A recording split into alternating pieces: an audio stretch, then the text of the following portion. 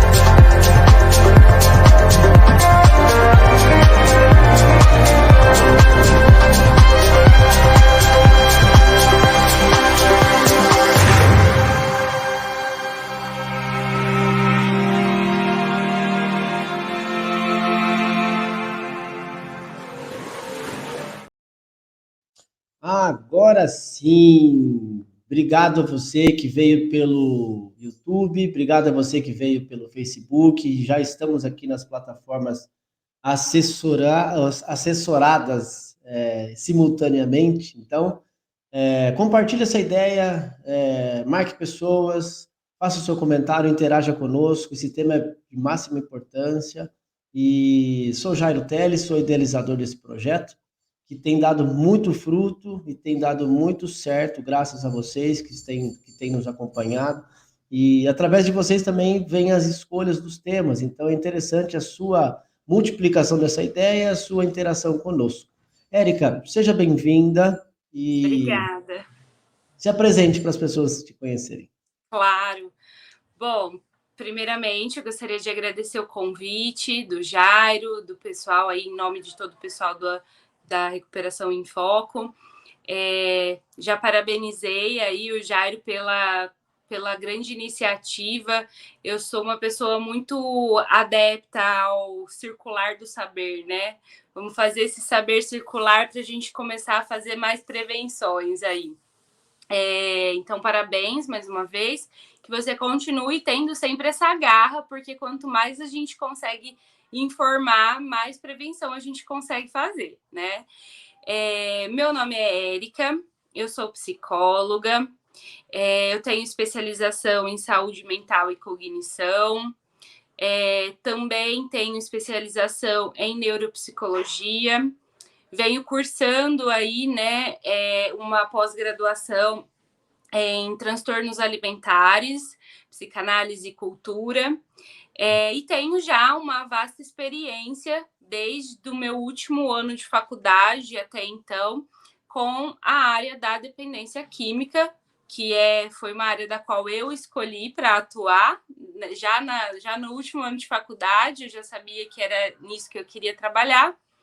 E desde então, venho aí me aprofundando também em outras compulsões, porque a gente sabe que uma compulsão está sempre relacionada com a outra, né? Então, eu atuo hoje mais nessa parte das dependências, das compulsões. Atualmente, eu atendo na clínica e também atendo pelo convênio Apvida em Ribeirão Preto. Fico muito mais voltada para os atendimentos de realização para cirurgia bariátrica, pré e pós. Onde a gente acaba aí com o conhecimento que a gente adquire dentro da bagagem de dependência química, podendo contribuir também aí com um outro tipo de de situação de dependência, mas que geralmente está bem relacionada também ao uso de álcool e outras drogas. Pois é. E assim, você me falou uma coisa que já me despertou, mesmo porque hoje, na comunidade onde eu atuo, eu fiz alguns atendimentos e eu falei com uma. Eu trabalho na masculina e feminina, e hoje eu falei com uma acolhida e ela falou que estava quase aí terminando o contrato, né, prestes a ir embora. Eu parabenizei, né, pela estadia e pela conquista, né, porque é uma conquista passar por um Claro. processo terapêutico. E ela falou: olha, eu tive uma. E ela falou assim: através desse processo que eu passei aqui, eu consegui visualizar muitas coisas, muitos traumas, muitas dificuldades que eu não conseguia fazer lá fora. E uma delas foi que a minha introdução ao alcoolismo foi pós uma cirurgia bariátrica. É o que mais a gente tem visto, assim, é muito prevalente em homens, né? Mas infelizmente as mulheres elas também estão alcançando aí essa substituição de compulsão, né? Então a gente tem muito mesmo que fazer prevenção, entender que sim, a cirurgia bariátrica ela é uma possibilidade de mudança de vida, mas que também é algo muito sério, né? Então, eu penso muito que esse conhecimento do qual eu trago do alcoolismo e outras drogas tem ajudado demais os pacientes também relacionado a isso, né? Porque o alcoolismo é a primeira substituição que esse paciente aí bariátrico pode entrar. Tem o índice de outras, mas a maior é o alcoolismo. Eu tenho visto muito esse alcoolismo ser cada dia mais visto de uma maneira preocupante pelas pessoas que não conhecem a tal da dependência. Exatamente. Porque E você sabe que, trazendo até para o nosso tema, assim, da questão do suicídio, né, das crises suicidas, o alcoolismo, ele é realmente predominante nesse caso. como diz o Sandro agora mesmo na live, ele disse assim, que o alcoolismo, o álcool, ele é o chefão da gangue. É bem por aí. É porta de entrada, muitas vezes é porta final, né? Como se a gente fosse falar assim da questão do suicídio em si. Mas e realmente, né? Eu acho que tem uma questão muito sócio aí, né? Psicossocial, biopsicossocial. E o álcool ele tem um fácil acesso, né? Enfim, assim, ele é mais aceito socialmente.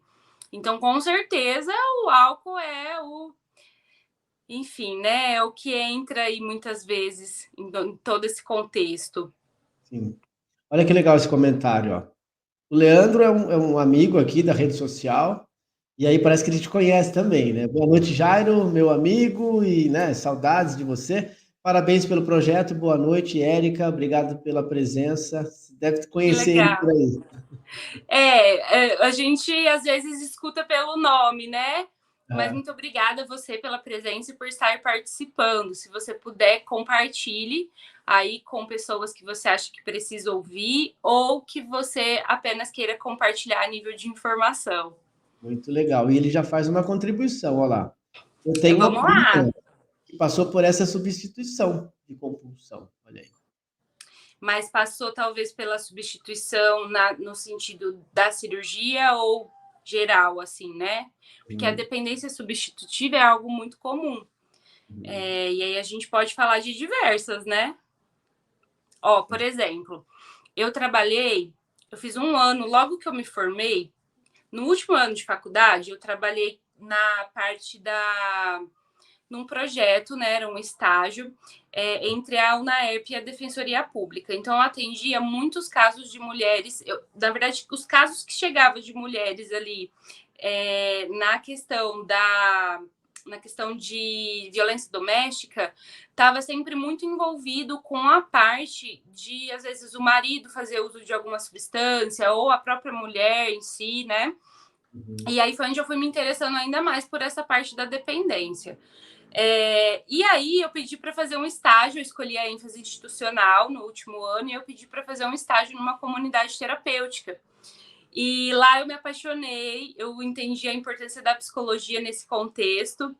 E assim, depois disso, logo que eu me formei, eu fiz um trabalho voluntário no CAPS AD, aqui em Ribeirão, por 1 ano, associando aí a uma pesquisa na USP, né, na parte lá da medicina, onde a gente fazia os diagnósticos. Então, o psicólogo ele era contratado para fazer ali o diagnóstico, um psicodiagnóstico, vamos dizer assim.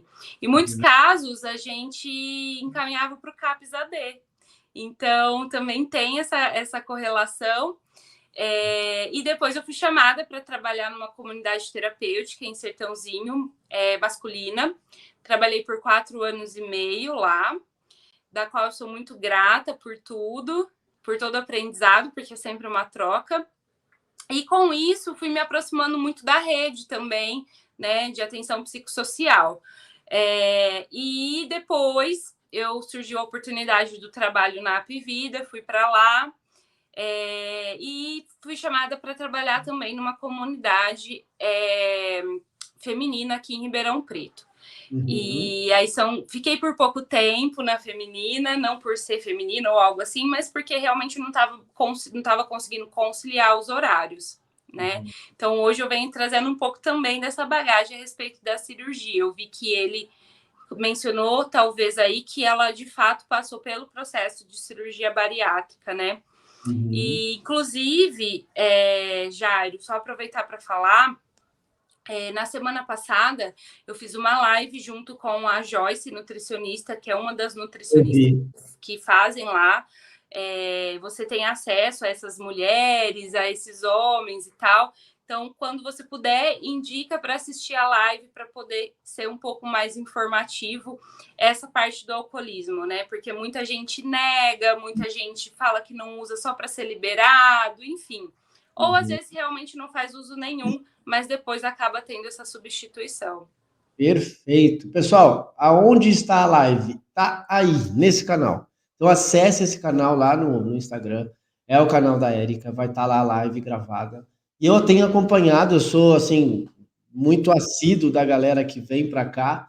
Eu gosto muito do trabalho de todo mundo que a gente tende a trazer, que assim tem uma identidade nos assuntos. E agora o canal Recuperação em Foco, nós dividimos a nossa programação. Então, a gente fala sobre o neurodesenvolvimento, a gente fala sobre a questão das dependências, né? A questão dos relacionamentos, das relações, do propriamente dito tratamento do transtorno por uso de substâncias, seus manejos, né?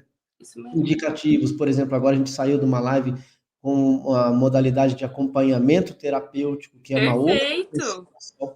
E assim, a gente tende a atrelar toda a questão da saúde mental, trazendo qualidade de vida para o canal também. Então, acessem lá, faz toda a diferença para mim e para o canal Recuperação em Foco, que faça a diferença para você também, o canal da Érica, onde está gravado todas as lives. Você sabe que o acompanhamento terapêutico é uma área muito legal, que a gente vem crescendo muito, né? Eu até fiz um curso de acompanhamento terapêutico voltado para a dependência química. E o quanto ainda tem muito de tabu sobre isso, então que legal que vocês conseguiram também abranger esse tema. Muito bacana. A história do Sandro é fantástica. O Sandro, inclusive foi uma das minhas perguntas para ele, né? Que assim, geralmente os adictos, eles não conseguem lidar muito com a questão dos aplausos e nem o palco. Quando eu chego no palco, a tendência é eu meio que me desfocar. E eu falei, você se atende só aos caras globais, você atende só a galera da mídia e tal. Ele falou, hoje é mais tranquilo, mas foi bem complicado, até porque o nível social dele antes, no uso, ele fazia alguns eventos, né? Então ele estava ligado com essa galera. Então essa transição não foi tão assim para ele. Mas eu falei, não é para qualquer um, porque, você lida ali com a galera que está com certeza, com muita facilidade de fazer uso, porque eles têm o poder de grana para poder fazer uso. Não tem essa demanda, não vai acabar meu dinheiro, eu vou fazer outras coisas. Não. a galera tem outro tipo de problema, então aí... Exato. Mas é legal essa modalidade que também pode ser atendida, né, essa galera. Sim, muito massa, muito legal. É isso aí. Bom, vamos entrar no nosso tema? Vamos. Nosso tema é suicídio e uso de substâncias psicoativas. E aí, eu queria fazer uma pergunta já de cara. Claro. A questão do suicídio pode vir com N possibilidades, e aí também queria que você falasse um pouquinho sobre algumas das possibilidades que pode ser gerado esse pensamento de suicídio, e essa personalidade, não sei como é que funciona, eu queria que você falasse a respeito. E também, depois, quando se diz respeito a substâncias psicoativas, isso começa nas medicações, no uso indevido? Vou responder primeiro essa sua pergunta, né? É. Iniciar nas medicações é algo que não necessariamente é correlacionado. Mas a gente pode sim, também, vamos pensar, voltado mais para essa parte do suicídio em si, tá? Então, acho que isso precisa ficar claro, porque senão a gente generaliza muito também. Mas a questão dos benzodiazepínicos, né? Então, aquele indutor de sono, enfim. A gente sabe que hoje os fármacos, né, também entram aí na associação para o transtorno de uso de substâncias. E sim, principalmente os benzodiazepínicos, muitas vezes eles, mesmo quando você usa por pouco tempo, ou já você conseguiu controlar uma dose ali dele, que é legal para o uso ali seu da sua insônia e tal, porque a gente sabe que também a insônia é uma situação que vivenciar essa insônia por muito tempo também pode ser um grande risco aí para a saúde mental, né? Mas hoje existem também muitos outros métodos, a higiene do sono, né? Então, outras estratégias que a gente pode utilizar antes da medicação. Mas podemos relacionar sim a questão, então, do vício aí aos benzodiazepínicos relacionados a uma crise suicida, né? Muitas vezes porque ele pode ser ali até meio que vamos pensar assim, alguns delírios, alucinações, ele pode trazer isso também. E a falta de... muita gente perde a memória com esse uso, né? Principalmente quando vai fazendo muito uso, ou às vezes eu já ouvi relatos assim, né? Nossa, eu até briguei com o meu psiquiatra que ele quis tirar essa minha medicação. Como assim, né? Eu fiquei... Nossa, é muito gostoso, é muito bom. Então, essa sensação de prazer, assim, também. Por isso que é muito difícil a gente conseguir tirar o benzodiazepínico, mesmo fazendo aí a diminuição dele, o desmame. Ainda assim, mesmo com o desmame, é uma situação bem delicada, né? Então, podemos pensar, sim.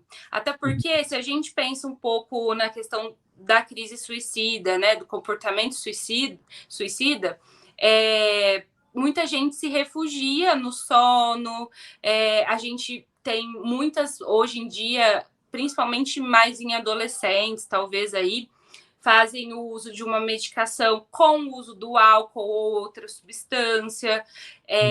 Então, ele pode ser uma fuga ou pode ser uma melhora, uma possível melhora, né, assim, para aquele sintoma que ele esteja tendo, de tristeza, oscilação de humor ou algo assim do tipo. E aí a gente pensa na fuga para o sono também, né? Então a gente tem que tomar bastante cuidado, sim. Tem que tomar bastante cuidado. Você sabe que eu estava vendo, e hoje também conciliou de eu estar fazendo os atendimentos na CT feminina, e aí um atendimento anterior me chamou muita atenção. A paciente chegou, né, por uma conversa, assim, estava queixosa de várias questões, porque é normal a queixa dentro do setting terapêutico, e aí o que é anormal é eu entender o porquê da queixa. E aí traçar um plano de ação para poder não ser mais queixa e ser uma solução de problema. E aí ela trouxe alguns episódios da vida dela, e ela trouxe algo muito interessante que tem alguma coisa a ver com suicídio, porque foi com o que ela pensou, porém o gatilho para que ela fizesse e tivesse essas tomadas de pensamentos, assim, esses insights em relação ao suicídio, foi em questão ao Zolpidem. E É aí, isso. e aí a gente tem um episódio muito recente, Ser né, polêmico. muito polêmico, e eu estava pesquisando a respeito do Zolpidem. Diz assim, ó, Sim. quando utilizado em altas doses, Zolpidem representa um efeito estimulante paradoxal. Por conta disso, tem sido utilizado de forma incorreta. Mesmo com doses terapêuticas, foram relatados comportamentos complexos do sono e que podem resultar em ferimentos graves ou até, inclusive, a morte. Sim. O que acontece nisso, né, já é polêmico. Por quê? Porque hoje em dia o Zolpidem é um dos mais prescritos dentro da psiquiatria ou de outros profissionais médicos aí. Só que eles falam assim, olha, o Zolpidem não vicia, né? Tá, pode ser menos viciante do que talvez um benzodiazepínico, que seria uma tarja preta, tal.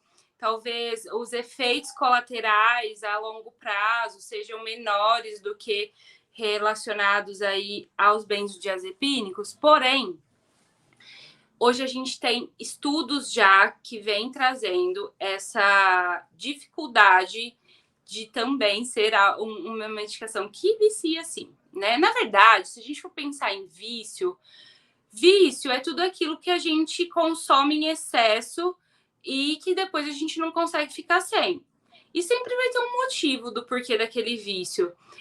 Às vezes a busca pelo primeiro efeito, né? Então, essa medicação ou a droga, nessa busca do primeiro efeito, que foi muito gostoso, prazeroso, conseguir dormir, enfim, né?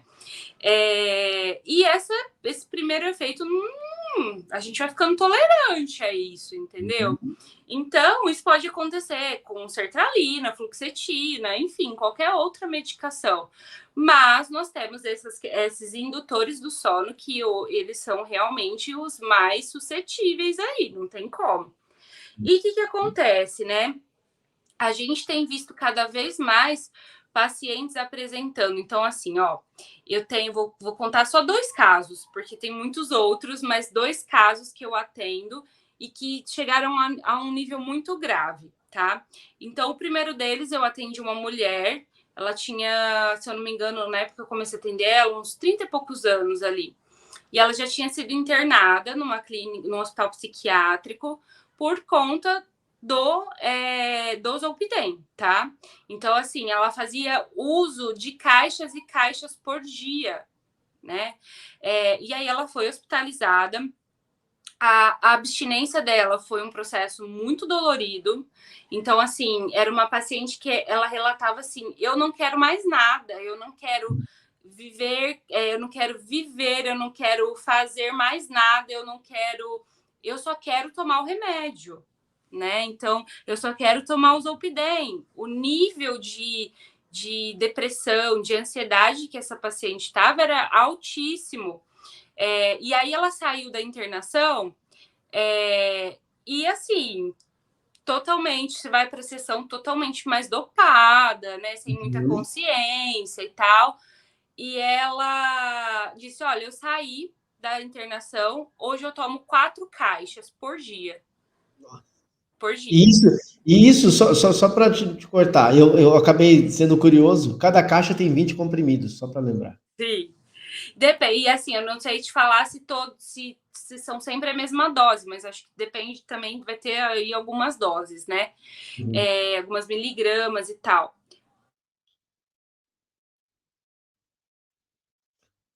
Acho que a conexão da Erika caiu, mas vamos ver se ela volta. Desculpa, é porque entrou uma ligação aqui.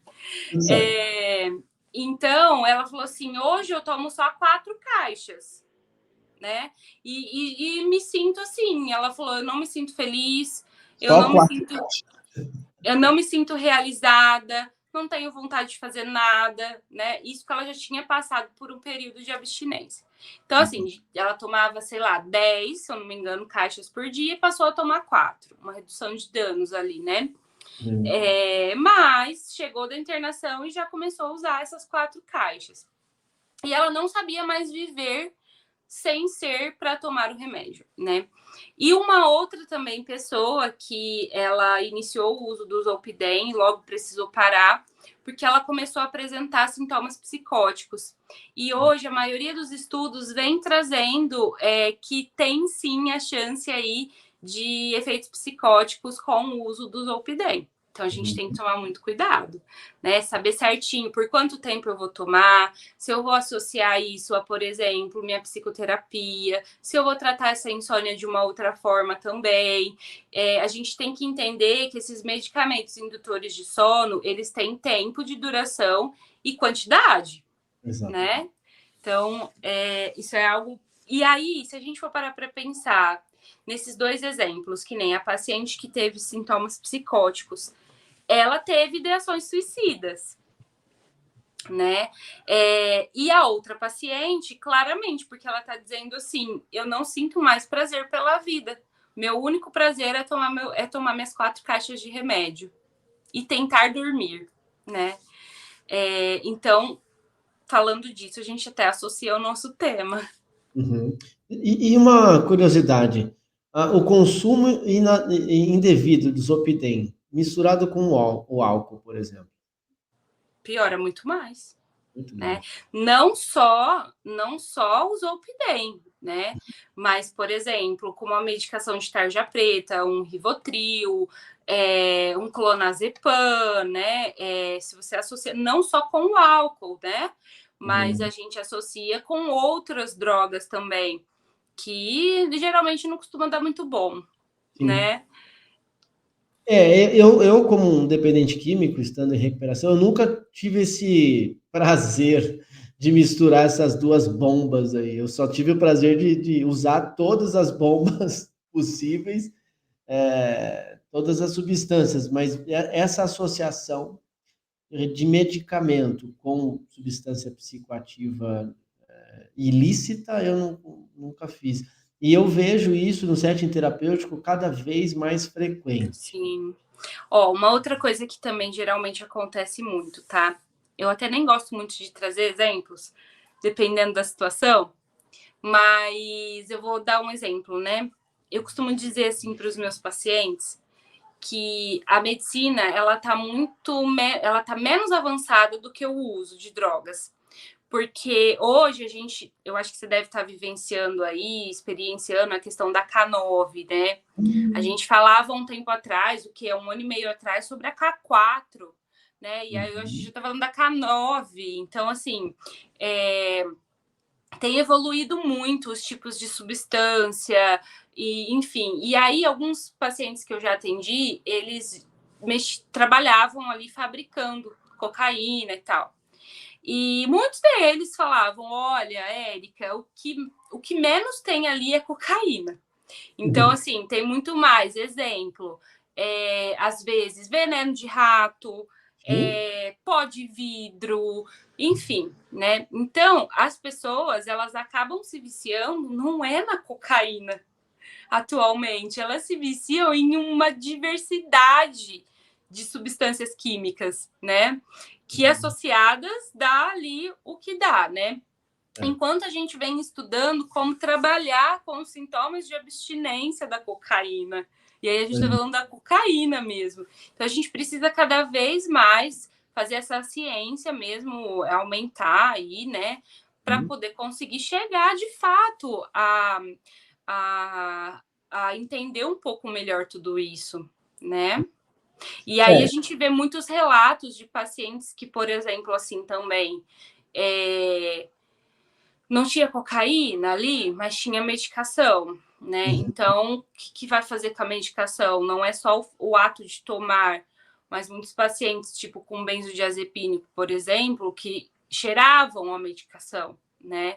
Então, a gente está falando de situações de uma diversidade de coisas atualmente que a ciência às vezes não consegue acompanhar, né? Esses dias eu estava falando, dando um feedback para uma família que estava precisando de um apoio. Lá, vez por vez, eu atendo as famílias, elas ficam preocupadas, sabe? Assim, vale lembrar agora, antes um pouquinho, que o papel da família no tratamento do dependente químico ou de qualquer tratamento que seja, precisa ser de fato acompanhamento. Sim. Eu não posso entender que o meu problema vai estar na mão de outras pessoas por um tempo e depois eu vou pegar meu problema de volta. Isso não tem, isso não configura. O que configura o tratamento de qualquer que seja das patologias é o acompanhamento e o Isso. É a planejamento. continuidade, né? Exato. E aí eu É estava a conversando. permanência. E ela falou assim, pô, essa substância que o meu filho usava, eu não sei nada dela e tal. Eu falei, eu só estava ouvindo, né? E aí, no final da nossa conversa, eu usei esse argumento que você acabou de falar. O que nós sabemos sobre dependência química e sobre drogas está muito aquém dos caras que estão de braços abertos para os nossos filhos, para os nossos maridos, por nossas esposas que estão aí, Sim, enfim. Os caras estão tudo mais evoluído. E sim. aí, o que acontece com a gente? Essas substâncias, K2, K9, é algo que não tem mais prazer, mexe diretamente no meu psique. E aí a estrutura toda é abalada.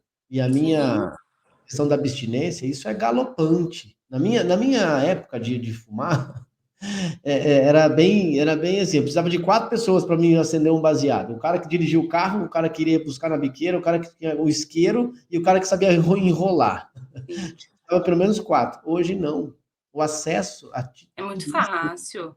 A gente teve na pandemia, naquela época crítica, assim mesmo, não sei se aí você vivenciou isso, mas a gente tinha o delivery de droga, né? Então, é uma situação que, assim, né, cada vez mais eu sinto, pelo menos, que a gente tem políticas públicas, mas não sempre são eficientes, Muito sabe? bom. Então, acho que precisaria de um investimento melhor nessa questão de políticas públicas aí. Até do Uhum. que a gente está, até do que a política pública está acostumada a falar, que talvez ela não vai de encontro com essa atualidade toda, né? Uhum. Então é algo para se pensar. Tem uma colunista, que eu dei uma pesquisada no nosso assunto, tem uma colunista chamada Cláudia Colucci, e ela faz algumas coisas para o Estadão, para o UOL, enfim. Ela criou um artigo que fala assim, ó, 4 em cada 10 casos de suicídio envolvem o uso de álcool e outras drogas. Isso mesmo. Então você imagina, a gente pensa, pô, 4 em cada 10, mas pega um montante para você ver, visualizar o quanto que isso é preocupante. Sim. Por exemplo, vamos imaginar então assim, o que seria o comportamento suicida, né? Uhum, A gente precisaria falar do comportamento suicida diferenciando da crise suicida. A crise suicida, ela é justamente o que a gente chama de crise, é aquele momento, é aquele imediato, né? Assim como, por exemplo, uma crise de ansiedade. Eu tive uma crise de ansiedade, eu tenho que fazer uma intervenção ali na hora, né? uhum, Diante de tudo isso. Então, a pessoa, geralmente numa crise de suicídio, uma crise suicida, na verdade, não necessariamente suicídio, porque o suicídio é o ato já consumado, mas uhum, uma crise suicida, essa pessoa imagina como está a existência dela. Né? Essa pessoa não vê mais uhum, sentido, não tem mais, né? Não tem mais motivações, não tem por que viver. A dor dela é muito intensa. uhum, E aí isso constitui uma crise suicida que pode demorar muito tempo ali para a pessoa continuar nessa crise. O comportamento suicida é um comportamento que ele vai se intensificando de acordo com o risco aí, de fato, da tentativa ou de ter conseguido ali o ato, né? uhum, Então, um comportamento suicida, ele vai vir com ideações suicidas, que também é diferente, com planejamento, com pensamentos. Essa pessoa, na ideação suicida, que é já um nível acima aí de pensamentos, né, planejamento, a ideação suicida, ela já vem, a pessoa começa a buscar a maneira como ela vai fazer, ela planeja que algumas coisas vão ficar depois da morte dela, como ela quer que fique, né? Vamos dizer assim. Não se trata tanto de uma impulsividade, porque tem esse planejamento, como fazer, quando fazer, que dia, e o que eu vou fazer, como eu quero que seja depois, as minhas coisas, os meus pertences, enfim, né? Tudo isso. Eu deixo, às vezes, uma carta. Então, quando a gente fala de uma ideação suicida, a gente está falando de um risco iminente, né? Então, a gente está falando de um alto risco, porque a gente tem, em termos de risco, o baixo, o moderado e o alto. E aí tem uma coisa, né, que quando a gente vai pensar nesse alto risco de suicídio, que diferencia muito do moderado e do leve, que é o uso de álcool ou outras substâncias, mas principalmente o uso de álcool, de uma forma aí, né, já a longo prazo, vamos pensar assim. Então, aumenta muito o índice de risco, porque, consequentemente, essa pessoa ela vai ter uma intenção, que é essa intencionalidade da ideação suicida. A intenção dela é morrer, a intenção dela é cometer o suicídio. Porque tem pessoas que vão agir pela impulsividade, né, pela euforia, muitas vezes, agressividade, e que quando você consegue ajudar essa pessoa a modular esse ambiente, esses pensamentos, geralmente depois elas param para pensar que assim, olha, não é que eu queria morrer, né? Não era a morte que eu desejava, mas é que a dor era muito grande. Então a gente está falando assim de uma intencionalidade que ela também vai do mais baixo até o alto. Então, por exemplo, a gente tem pessoas que têm pensamentos de morte. E, gente, pensar sobre morte, seja do outro, seja sua, quando alguém morre, você passa para pensar na sua existência, é natural. É normal a gente ter esses pensamentos, né? Medo da morte. A gente está falando de morte, a gente não está falando de suicídio, né? Mas então, tá, a gente tem que trabalhar esses pensamentos de morte e existencial, lógico, né? A pessoa não vai só jogar ali e a gente não vai fazer nada com isso. É natural, mas eu também preciso trabalhar. Então, a gente teria, então, ali os pensamentos de morte. Aí vai subindo. Pensamentos de suicídio, que aí a gente já está especificando um tipo de morte, né? Depois, um planejamento de como eu posso fazer para me matar. Depois, eu começo a pesquisar. Bom, eu posso fazer desse jeito é menos indolor e tal, tal, tal, tal. E aí, né, a pessoa começa, então, a já planejar tudo isso e ter essas ideações do pós-morte também, já, providências que essa pessoa gostaria que fossem tomadas. É claro que quando a gente vai falar de um comportamento suicida, de uma crise suicida, a gente está falando tanto para os que têm intenção de morrer, quanto para os que não têm intenção de morrer, mas que às vezes agem na agressividade, impulsividade, né? Os dois são aí, né, crises suicidas ou comportamentos suicidas, mas a gente precisa avaliar também a intencionalidade. E para isso a gente precisa ser muito direto com os nossos pacientes, porque às vezes eles não conseguem falar sobre isso e a gente precisa perguntar, né, dependendo aí do que esse paciente traz. Então, se a gente for pensar na associação do uso de drogas, a gente sabe que existe uma parte desse transtorno por uso de substâncias que tem muito a ver com a manipulação, com a impulsividade, né? A gente tem muitos casos de pessoas que têm situações comórbidas, então, por exemplo, a depressão ou um TDAH, que vai me levar ainda mais à questão do borderline, a oscilação de humor, que poderia vir também com a questão da bipolaridade. Então, quando a gente tem essas comorbidades associadas, a gente está falando de 3 tipos, né, de talvez comorbidades aí. A primeira, que a gente tem que trabalhar, o transtorno por uso de substâncias, porque se a gente não trabalhar e essa pessoa faz o uso, o risco dela é dobrado de cometer, de fato, né, o suicídio. Aí a gente vai falar também da questão do comportamento suicida, que também já é um diagnóstico a ser feito, e mais a outra comorbidade que essa pessoa possa vir a ter, um borderline, um TDAH, uma depressão, né? Então, a gente precisa, de fato, olhar um pouco para tudo isso. A gente sabe também que, relacionados ao uso de substâncias psicoativas, os homens têm uma maior incidência de tentativas.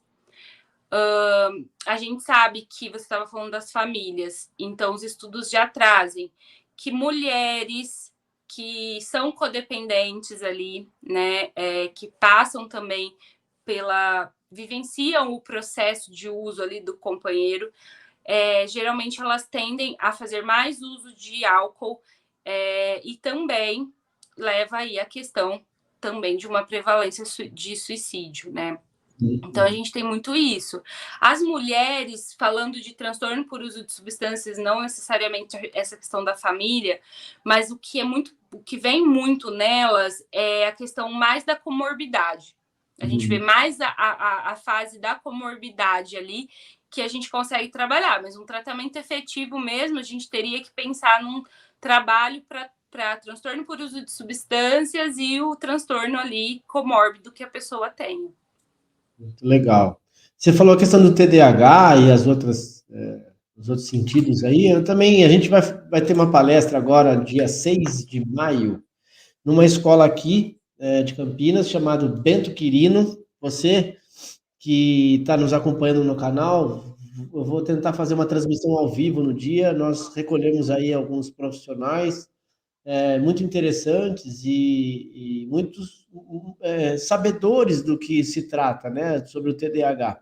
Nós vamos dar uma introdução sobre o TDAH, inclusive os direitos da pessoa que tem esse transtorno, e aí a minha parte da fala vai ser a questão do TDAH e uso de substância. Eu Isso também aí.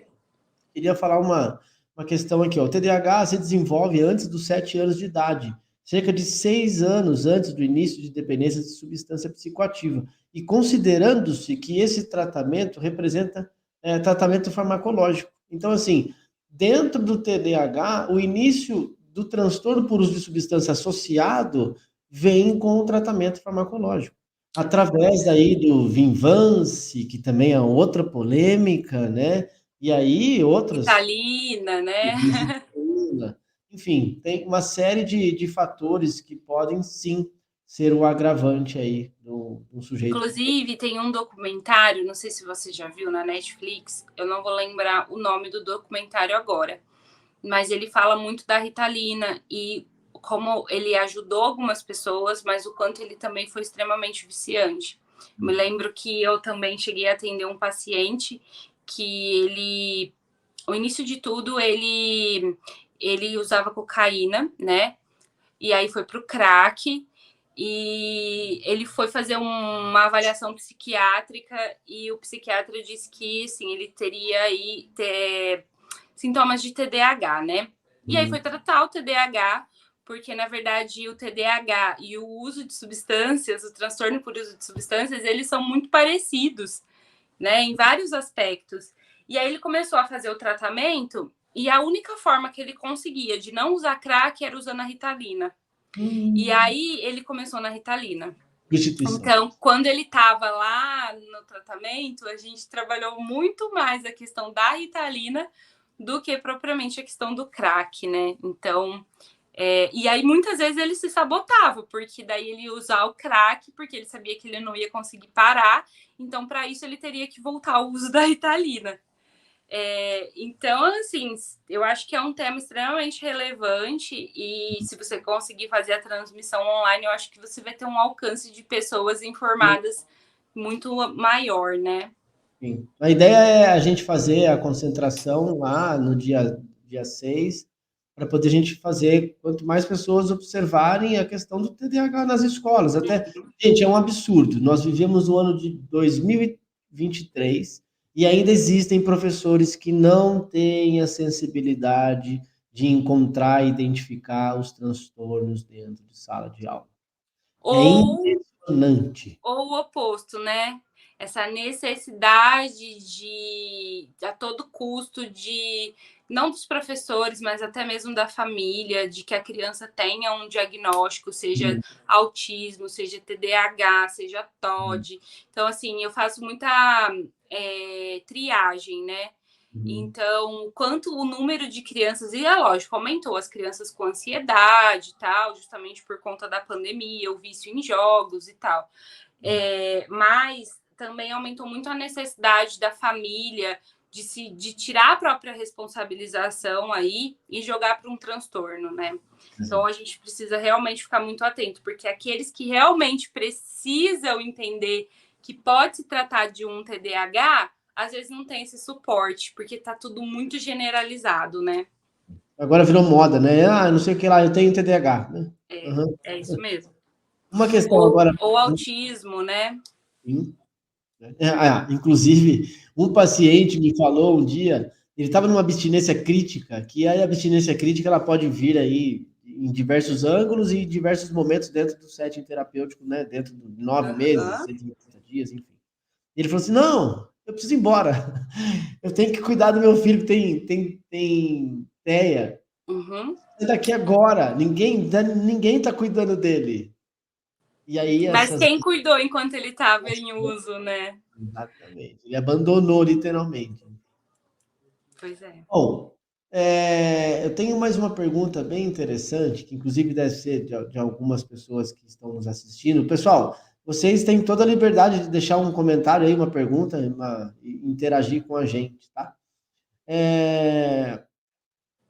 Esses absurdos, Érica, que a gente está vendo nas escolas, os adolescentes fazendo essas atrocidades, dessas pessoas, enfim, que eu acho que começa com a desregulação emocional, para poder não ter nem a sensibilidade do que está fazendo, nem com a idade da criança que está se metendo. Enfim. Eu estou vendo a cada dia mais o fator de pensamento ou idealização suicida em menor idade. No meu tempo, era com pessoas que já tinham sofrido na vida, tinha uma depressão altíssima. Hoje não. Um menino de 13, 12 anos já pensa em se matar. Da onde que vem isso? Como que surgiu essa ideia? Será que é essa galera que está muito no computador, muito nos eletrônicos? O que Se a interfere? gente parar para pensar que o suicídio ele tem um fator biopsicossocial, né? A gente vai falar, então, por exemplo, dessas pessoas. Como é que está o social delas, né? Então, a gente inicia daí. Tem uma coisa que é um grande mito, tá? Que é o seguinte: criança e idoso não se mata, não tem suicídio, né? Na verdade, a gente tem já os estudos trazendo que das tentativas de suicídio, aquelas que mais que conseguem executar são com crianças e idosos. O adolescente, ele vai ter muitas tentativas, o adolescente adulto ali, né? Vai ter muitas tentativas. Pode ser que sim, acabe ocorrendo, mas uma criança, mesmo que talvez ela não entenda direito o que é aquilo, que a intencionalidade dela seja um pouco mais baixa ou algo assim, a criança ela consegue efetivar esse comportamento. E o idoso também, porque o idoso ele vai estar vivenciando uma situação da vida de, às vezes, né, a questão ali da idade, das aceitações das coisas, tudo que já se vivenciou na vida. Então, assim, geralmente, vamos dizer assim, geralmente um idoso, quando ele vai fazer uma tentativa, ele não faz para errar a tentativa. Então, o que tem acontecido com as escolas, né? A gente pode pensar em vários fatores, principalmente psicológicos e sociais. É o que você disse, pode também ter uma questão ali biológica daquela pessoa, mas a gente já tem alguns psicólogos, estudiosos aí que trabalham já com essa área mais forense, assim, vamos dizer. E, inclusive, eu tenho um super amigo que trabalha, né? Ele é psicólogo forense, ele chama Matheus Oliveira. E aconselho vocês também a seguir ele, chamar ele talvez para vir falar, porque ele fala muito de psicopatia e tudo mais, e recentemente a gente fez uma live sobre o transtorno por uso de substâncias relacionado ao transtorno de personalidade antissocial. E que geralmente a gente vai ter o transtorno de personalidade antissocial, ele vai ser diagnosticado apenas depois dos 18 anos.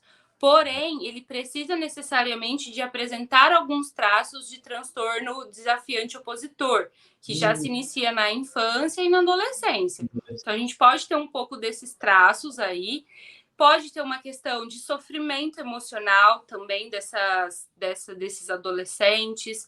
Muitas vezes, eles têm um alvo direcionado também, mesmo que seja na escola. Mas o que a gente tem visto muito também não sei se antes vocês acompanharam a questão do jogo da baleia azul, há um tempo atrás, né? E hoje tem novamente, é como se fosse um outro jogo, não vou me recordar o nome agora, e que o final desse jogo é você entrar numa escola e acontecer o que acontece aí. Então, a gente sabe que a gente está num mundo de tecnologia, onde as pessoas elas estão com maior vício aí em jogos, em eletrônicos. Então, a gente tem que ficar muito atento também com o que os nossos filhos, com o que, enfim, né? Com o que eles estão fazendo, né? Então, tem sido, sim, um sofrimento muito grande para as crianças que estão passando também por essa situação, que já vivenciaram, vamos pensar, uma retirada da escola por causa da pandemia, e agora devido a esses motivos. Então, a gente precisa tomar um pouquinho de cuidado. Mas a gente também tem o tal do efeito Werther, né? Não sei se você já ouviu falar, mas o efeito Werther a gente traz muito aí para falar e exemplificar a questão do suicídio, né? Que é, por exemplo, a mídia, quando ela divulgava os suicídios, a maneira como foi e tudo mais, a gente acabava incentivando uma pessoa a ter o mesmo ato. Então, vou dar um exemplo, né, para você. Aqui em Ribeirão Preto, a gente tem um shopping que ele não é plano, ele é por andar. E ele fica próximo de um cursinho, né, para pessoas adolescentes que vão entrar na faculdade. Então, a gente aqui em Ribeirão, a gente teve um suicídio atrás do outro, né, motivado, então a pessoa, né, enfim, pulava e tal, e isso foi levando a outras pessoas também. Porque quando um suicídio é divulgado na mídia, a gente tem que saber como divulgar. Porque se a gente coloca como foi, de que jeito foi, o dia que foi, tudo isso, a gente incentiva, tá? Nesse sentido, a gente fala do efeito Werther, é quando a gente vai começar a ter um efeito de várias pessoas tendo aquela mesma ação. E a gente pode falar do efeito Werther também do que tem acontecido nas escolas. Então, é difícil a gente ver a mídia divulgando assim, a polícia conseguiu pegar tantas pessoas no dia de hoje que estariam pensando em cometer alguma coisa, ou né? Então, assim, divulga sempre, aconteceu isso, estava com uma arma, com aquilo, tal, tal, tal. E aí, uma pessoa que às vezes tem um pensamento já um pouco assim elevado, vamos pensar no suicídio, já pensa em se matar e tal, só que ela ainda não sabe como fazer, né, e tal, ela achou uma forma de fazer, né? Então a gente tem que tomar muito cuidado com essa mídia. E o que acontece, tem acontecido nas escolas também é isso. Às vezes eu passei por uma situação que relembra a minha infância, talvez aí, e de algumas coisas que eu passei, e eu tô vendo e isso me motiva. Ou, né, a gente pode ter o caso dos jogos também, ou, de fato, a questão biopsicossocial e principalmente a psicológica aí, até de fatores antissociais, enfim, que a gente precisaria de uma outra discussão para tudo isso, né? Mas olha que interessante, né?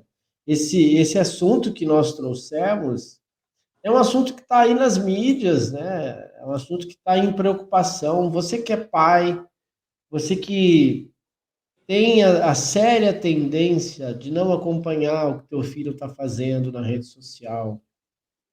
Que isso, gente? Uma vez, quando passa batido, torna-se hábito. E aí o não acompanhamento de tudo isso torna-se problema. Então fica a Eu dica. tenho um exemplo, né, que uma vez uma pessoa estava comigo e ela deu um exemplo para um paciente que eu achei fantástico. O quanto que também hoje em dia os nossos adolescentes eles estão muito carentes de afeto, né? E vão buscar em outras coisas. E aí essa pessoa falou assim, né, para esse paciente que no caso ele era um pai e ele estava preocupado do filho adolescente dele entrar no uso também ou estar usando maconha. E aí ele falou assim: ah, meu filho sai, a hora que ele chega, eu já tô dormindo, tal. Hoje em dia é muito difícil de saber se tá fumando uma maconha e tal, tal, tal. E aí essa pessoa disse assim, né? Você não espera o seu filho chegar para ir dormir? Você não vai lá dar um beijo de boa noite, dizer que ama, porque se você for lá dar um beijo e dizer que ama, você vai sentir o cheiro se ele usou ou não maconha, né? Então, assim, misturou um pouco do afeto, justa com isso também, dos pais estarem mais atentos, né, ao que os filhos vêm fazendo aí. E a maneira que você disse aí um pouco antes, de como a família vai lidar com isso. Então, é muito importante que se tenha esse acompanhamento, né? E aí, tudo isso, gente, o suicídio e o uso de substâncias são duas coisas que estão totalmente ligadas, né? A gente viu aí, existem pesquisas, e não sou eu dizendo, não é a Érica dizendo, são pesquisadores que vêm incessantemente estudando todo e qualquer tipo de assunto para trazer mais próximo da gente. E o que compete a gente quanto profissional, quanto ser humano, quanto pessoa, quanto pai, mãe, enfim, nós olharmos para isso e, de fato, entendermos que é um problema e que, se a gente puder orientar, ajudar e acolher, com certeza a gente está aqui. E uma das nossas intervenções no canal Recuperação em Foco é essa: trazer e multiplicar a informação muito mais próximo das pessoas, com veracidade, com respeito, com responsabilidade, trazendo embasamento científico, trazendo responsabilidade através dos assuntos que a gente traz aqui e através dos participantes. Então, essa é a ideia, né? Da gente conseguir fazer a dinâmica acontecer diariamente. Até mesmo assim, eu não gosto dessa frase, mas é uma frase assim. E aí eu estudo, né? Então eu sou muito, um pouco psicólogo, um pouco psicanalista. Eu estou navegando nesse universo já faz um tempo e é muito legal quando você entende as coisas num outro formato, quando você entende de várias óticas, né? E aí tem uma frase que as pessoas incessantemente dizem: ah, mas eu tá muito corrido, não tenho tempo. E aí eu Exatamente. fico muito preocupado com isso, gente, muito E preocupado. fique mesmo. Eu queria, assim, né, finalizar minha fala, não sei que outras pessoas tenham perguntas e tal, mas Uhum. eu queria falar algumas coisas, né, sobre esse nosso tema também, além de ter trazido um pouco desses contextos de outras, né, assim, orientando o que é e trazendo isso em outros contextos. Mas quando a gente fala do suicídio relacionado ao transtorno por uso de substâncias, a gente está falando de dois estigmas, né?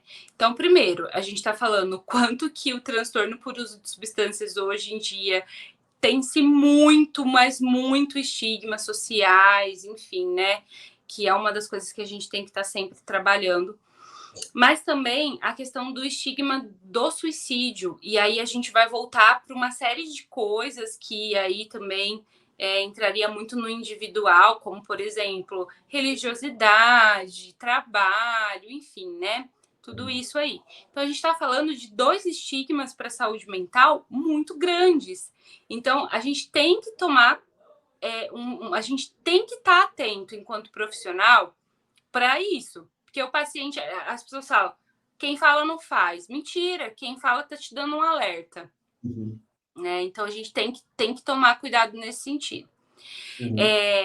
O suicídio, segundo aí a OMS, ele é o 13ª causa de mortes aí, né? Então, o suicídio ele entra aí.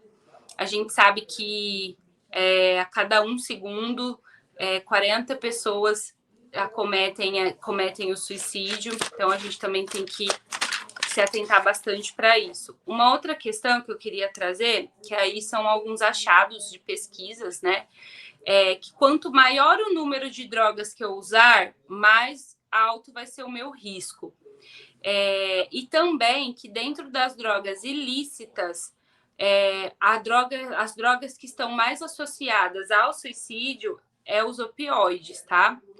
A maconha, ela até ali, o cannabis, ela até fala de algo, mas assim, de um uso já muito crônico. Então, a gente teria que ter um uso mais crônico aí. E o maior número mesmo que associa-se ao suicídio tem a ver com o alcoolismo. Muitas vezes as pessoas que estão sob o efeito do álcool ou depois do uso, a gente vê e observa uma certa agressividade, uma impulsividade, o humor mais rebaixado, né? Então, essa oscilação aí para a tristeza, muitas vezes, e as funções cognitivas também prejudicadas.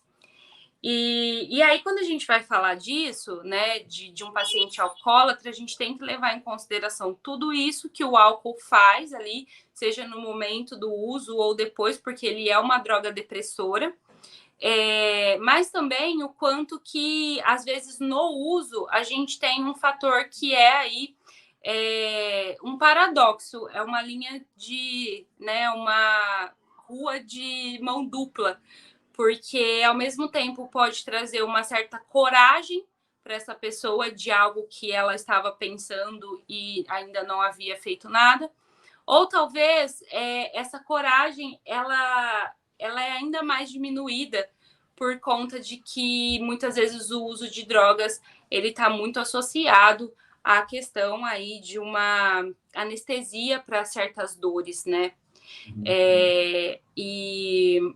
Uma outra coisa que eu queria deixar de reflexão para vocês é que a maior associação que a gente pode fazer do uso de drogas com a questão do suicídio o uso de drogas também não é uma tentativa de suicídio, né? Então, será que é uma maneira de acelerar a morte? Como que está a nossa pulsão de morte, pulsão de vida? Então, queria que vocês refletissem sobre isso. Eu, com certeza, tenho identidade total com essa última fala que você fez, porque me parecia, quando eu estava no uso crônico, que eu não fazia mal para ninguém, muito menos para mim. Mas quando eu consegui uma consciência através da minha espiritualidade, através do entendimento prático, e através do conhecimento com os personagens da minha recuperação, do start da minha recuperação, que eram terapeuta, psicólogo, a clínica, enfim, e eu consegui descobrir que era exatamente isso. Eu era um 38 na minha cabeça, incessantemente tentando Exatamente. fazer o game over. Então, e aí a gente tem um fator também que associa-se a isso, né, Jairo, que é a questão da serotonina, do nosso neurotransmissor serotoninérgico, que quando ele está baixo, a nossa impulsividade é aumentada. Então, quando a gente pensa numa depressão, por exemplo, o receptor desse neurotransmissor de serotonina, ele está muito baixo, né? Ou às vezes não está chegando ali. Então, é natural que a gente haja com mais impulsividade. E aí, associando ao transtorno por uso de substâncias, já se tem essa impulsividade também. Então, a gente precisa... Por que será que a depressão ela está bem mais associada aos índices de suicídio? Justamente essa é uma das hipóteses, tá? Fora todas as outras. Então, existe uma questão biológica. Eu acho que isso também é importante se trazer. E também está sendo estudado muito a questão genética, né? Ainda não se tem, a gente não tem assim um estudo muito já formado para a questão da ideação suicida e a genética, mas a gente tem dos transtornos aí mentais, depressão, enfim, né? Que podem ser passados aí de geração. Existe uma probabilidade maior, então a gente tem que ficar bastante atento. muito legal. Érica, avançamos o nosso horário aí. Eu quero te agradecer. pela tua presença, por você ter aceito o convite. Com certeza vão ter outras oportunidades e outros assuntos bem Com interessantes. certeza. O canal Recuperação em Foco fica à total disponibilidade de você. Se quiser indicar parceiros, enfim, a gente está aqui aberto. A programação de maio ainda tem algumas vagas. Eu costumo fazer com antecedência, mas ainda tem algumas vagas para a gente preencher. E aí vamos trabalhando nesse sentido, de deixar as pessoas mais informadas aí. É isso aí. Gente, compartilhem o saber. O saber é uma coisa que ninguém vai tirar de vocês. Então, se aprofundem, conheça, né? E compartilha. A gente é só clicar em compartilhar que a gente já muda a vida de muita gente, né? É Eu isso aí. queria agradecer novamente pela oportunidade de estar aqui falando, de poder trocar experiências e informações. Eu aprendi muito hoje aqui também. E novamente agradecer e com certeza a gente vai ter muitas outras oportunidades. É Obrigada, isso aí. viu? Obrigada a todos que assistiram e que vão assistir depois também. Pois é. Você que nos acompanha, que quer ser um dos nossos parceiros, entre em contato com as nossas redes sociais, que está aqui embaixo. A gente está no Instagram, no Facebook, no YouTube. Entre em contato. Olha, Jairo, eu tenho parceiros para poder te indicar. Queria patrocinar o canal. Seja bem-vindo. Venha entender o nosso processo, o nosso programa e o nosso projeto, que é fantástico. Entre também em contato com o WhatsApp. A nossa equipe vai estar aí à disposição de vocês. E é isso. Fiquem todos com Deus. Obrigado mais uma vez, Érica. Um beijo no coração a todos e até a Tchau, próxima. tchau. Boa semana.